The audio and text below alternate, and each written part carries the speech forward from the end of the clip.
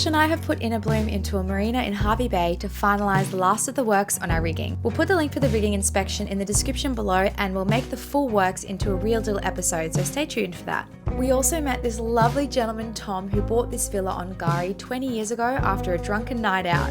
He woke up on the beach the morning after with dingoes biting at his pants, and is the new owner of this eco villa hidden amongst the trees. He offered for us to have a couple of nights there together to wash our clothes, have a shower standing up, and sleep in a bed wider than Josh's arm span. Join us for this week's video as we explore the beauty surrounding Gari before heading up to Lady Musgrave. While we're in the marina, I'm just going to be end-for-ending the chain. Our anchor chain isn't that old. We bought it secondhand, really good nick, but don't know when we're going to be in a marina next, so going to end-for-end it and put a bit of fresh water over it to clean the salt off it, clean the chain locker up, and yeah, just keep it happy and healthy. So I've just untied our chain. We always tie it off bitter end of the chain so it doesn't flop out of the boat if you accidentally put a bit too much chain out. Our anchor locker has got a bit of, it's actually not so bad at all. Oh, and I found our funnel, yay. Oh, the blue one? Yeah, blue funnel's down there. Just a bit dirty, so we'll just give that a bit of a clean because we don't want that to clog up the drain hole and then be allowing the anchor locker to stay filled with salt water, because then it would be constantly sitting in salty brine and that would be really yucky for it.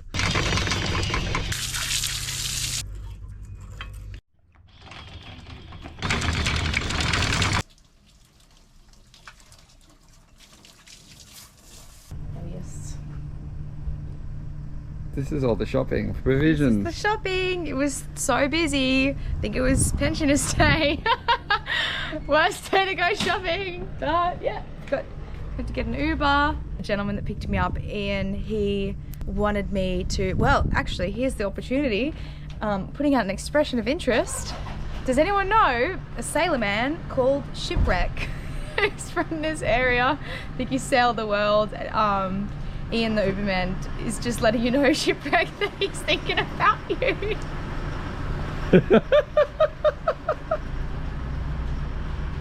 He told me to say hi to you if I meet you. But Shipwreck and his partner Jessica had a cat that lived on board that would swim in the water. Yeah. Are there grave concerns for Shipwreck's health and safety, or is he's solid? he said I'm sure that they'll be a part of a Facebook group, and I was like, oh yeah, like they're sailing Australia, so I'll he was like, yeah, just put in Shipwreck in sailing Australia and see if anyone comes up. There'll be probably just pictures of shipwrecks, but yeah. And just to notice, this isn't a conduit for communication. We are not seeing this Uber driver again. Shipwreck, please do not get in touch with us and have a response to said Uber driver. We send your regards and yeah, hope you're well and not high and dry. All the best. Yeah. Let's get this grocery going and cool. Don't have to tell me twice. So this is our cart that the Great Sandy Strait Marina has given us, which is, it's almost too nice. Yeah. So we've had a couple of what we consider to be compliments, but accusations really, of us knowing what we're doing. And we thank you very much for that. We have a great general understanding of the theory and terminology and idea behind sailing. What we do lack is experience. And that's why everything we're doing for the first time. And thus the name New Kids on the Dock, right?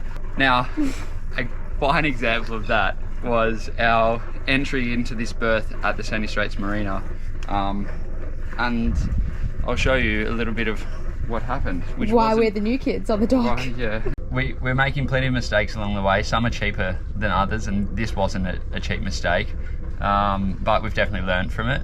And that is that this pylon was completely and utterly taken out by us as we entered. It was taken out by the old Delta. The anchor did a fine job at disrupting this. To be fair, this is a 30-year-old thing that's sat in the plastic sitting in the sun for enough time. If you lent a broom up against it, it'd probably fall over. But the boat coming in with a little bit too much heat did a fine job at taking it out. So to give you an idea that we're still learning, we're not perfect, and luckily no one got hurt, and it's all right. We'll get a new one. Just the wallet. Yeah. Oh yeah, true. our dignity, Yes, our pride. dignity especially. But anyway, hey, that's all part of learning. And if we didn't want to keep running into things, we probably wouldn't keep sailing. So thanks for your words of encouragement. And sorry, I'm so sorry. Anyway. At least the water pipe didn't get taken out. Yeah, that would. It's still functioning. It's just still completely functioning. It's just rather. Guess what we're doing? Motoring. We left the Great Sandy Straits Marina and basically had no plan or idea of where we were going and what we were doing. And so we're coming out of the berth and we look at each other and we're like, where are we going? Phoebe's like, surprised me. And I spotted this sand island on the way over. I saw it like a mirage in the distance. And I was like, that's so sick. Today is glass out. Like you can't get any less wind really. So I'm going over to that sand island, and usually you just anchor there for the day. But I reckon because it's so calm, I think we're gonna maybe stay there overnight. We've arrived in the closest thing to what I can call paradise since we've actually started cruising. Phoebe's got her head in the fridge because she's been defrosting that since we left the marina, and now we've arrived and she's just about finished. So gonna do a reveal because she hasn't seen where we are, has no idea. The water, we're in 5 meters and it's crystal clear. That's the bottom down there. I anchored by myself, which was nice and challenging. Had a couple of goes at it. It's bugger all wind though, so really it shouldn't have been too hard, but it was just weird because there's not a lot of current at the moment. But this is a shorebird nesting area, so it'd be cool to do a little bit of bird watching. Go for a naked walk probably. No one around. Close. How close? Okay. Right. So It's so fishy. So you know when like you move house and your parents need to help you unpack and you just want to run away and go and explore the neighborhood? Well, you've finally finished cleaning and sorting everything out. So this is your new neighborhood. Are you ready? Are you ready? Okay, good. Oh my god. This is just an island. Wow. Oh my god. It's a shorebird nesting area. Look how clear the water is. I was just thinking a beach. Yeah, a We're beach. at It's the our first beach. Oh my god, it's so clear. 5 meters, 6 meters of water. See the bottom? Whoa. Finally. We can have a campfire. I don't know if there's enough wood, but probably. There is, look over there. All right, we'll have a fire then. Okay. That'll be nice. Maybe. If you're lucky. Did you make it just for me? I made it just for you. Ah. Someone else made it. Leave that up to you to figure out who.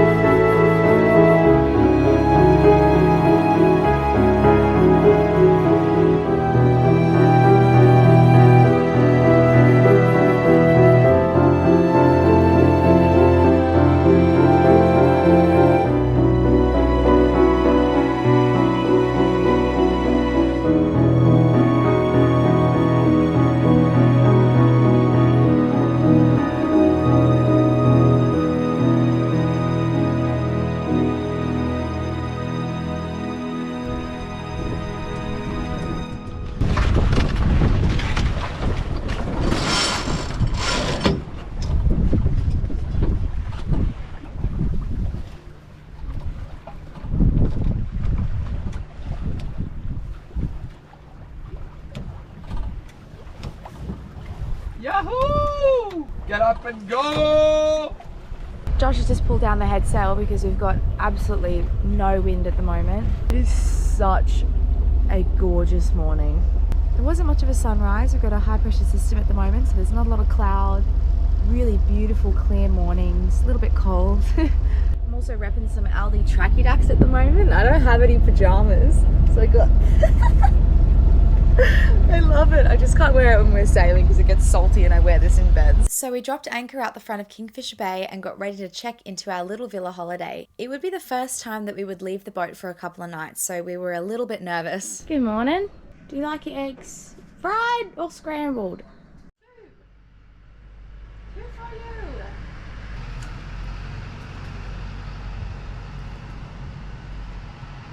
We spent the morning finalising all the edits for our next video. Spent a lot of the morning in bed, made a breakfast, and now we're going to the beach doing a workout. Spend the afternoon in the sun. Yeah. We're on the western side of Fraser, so it doesn't get light until midday or thereabouts. So we're gonna go get the best of the afternoon sun on the beach, have a swim, and yeah, we pretend like we're on holiday. Yeah, and talk about our next journey, because we're gonna skip Bundy and we're gonna go straight to Musgrave from here. Finally. Which is like, honestly, that's been the dream. That's been the pinnacle. So that's been the goal since the beginning of this dream, really. Yeah. To get up to Lady Musgrave. It has been, and it was my screensaver for 2 years at work, getting me through my job. So yeah, it's gonna be so surreal actually being there. And I met a couple of crew on the beach today who are going to be going there at the same time. They're also on an Adams. Thank you. So yeah, it's going to be wonderful. Something else that we've noticed that we really love about this little resort is that it's completely fenced off around the perimeter of it, which means that there's no weirdos that can get in, freak all the kids out. Dude. No, it means that the dingoes can't get in, so it's kind of like a little oasis for all of the small marsupials and mammals, and also the reptiles. There's a lot of goannas here, so it's beautiful to see them to be able to exist without the fear of dingoes. It just sucks that there's huge four-wheel drives everywhere and screaming children, so it's not as peaceful as you'd expect it to be. So Tom, the man who owns the villa, has left all of the food for us as well, which is awesome because it means that we don't have to go back to the boat and make food. We can just kind of stay up here and pretend that we're living there. It's been really nice, like doing home life, having a big kitchen, a big sink to wash up in, and a big fridge full of food. He left wine, he left meat, a whole bag of potatoes, carrots, coleslaw, heaps of stuff, eggs. So we're gonna make some meals with what we've got so that we don't have to go back to the boat again. So cool! Fire pit, volleyball net. I got my mat. I'm gonna do some Pilates. Josh is gonna try and find a tree to string up his paper bark. I thought it was a lizard. Look at the bird on top of it. Looks like a butcher bird of some kind. I feel at home here. I feel at home. I feel at home here. I feel at home.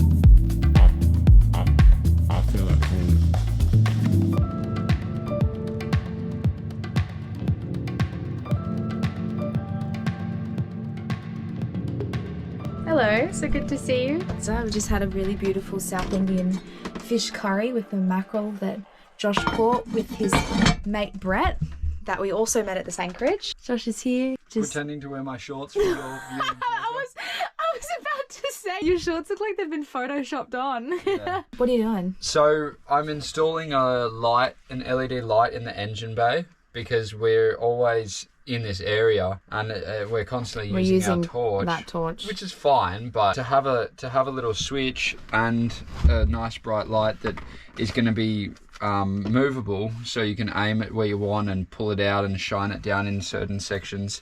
I've just attached a magnet to it, so it will magnetize to any of the... Oh, that's brilliant, babe. Yeah, it was really brilliant. But yeah, I guess the what is so funny is having 2 days away from the boat and coming back and having this source of just inspiration.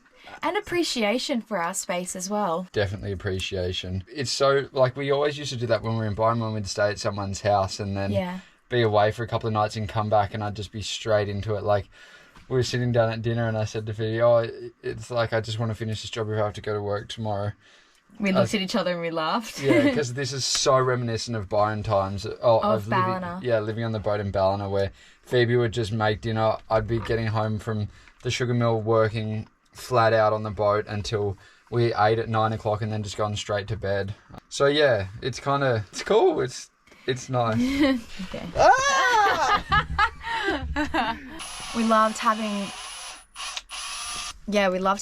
the kitchen and a big bed and a lounge to chill out on. We had our first TV dinner last night.